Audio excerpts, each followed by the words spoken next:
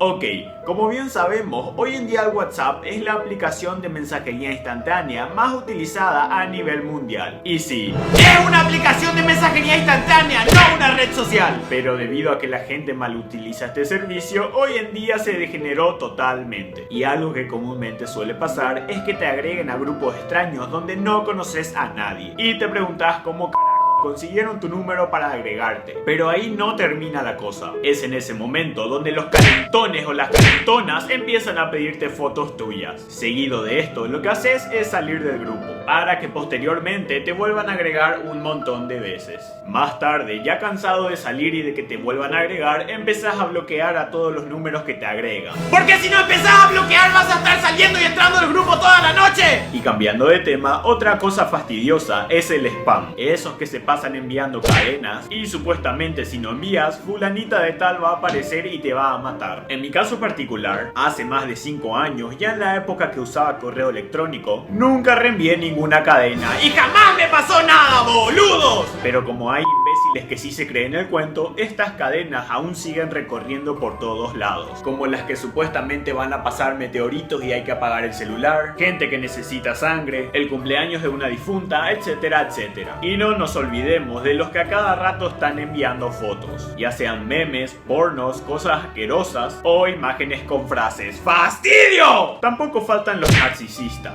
esos que envían fotos de ellos mismos a cada rato con textos como cuánto me ponen del 1 al 10, mientras que algunos mandan fotos de sus bebidas, sus comidas, las fiestas a donde van y su vida diaria. Y también tenemos a los que envían videos de bromas, caídas, bloopers y nuevamente porno. Yendo a otro punto, algo que me caga es cuando envían audios y no se entiende nada. Parece que ponen un ventilador al máximo por su celular y comienzan a hablar.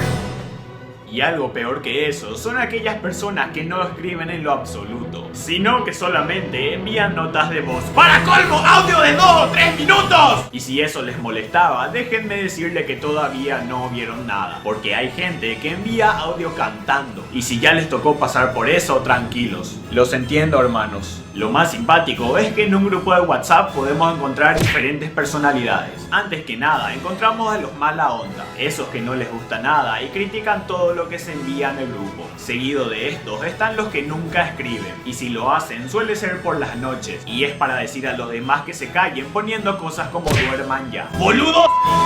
Para eso pueden desactivar las notificaciones de WhatsApp.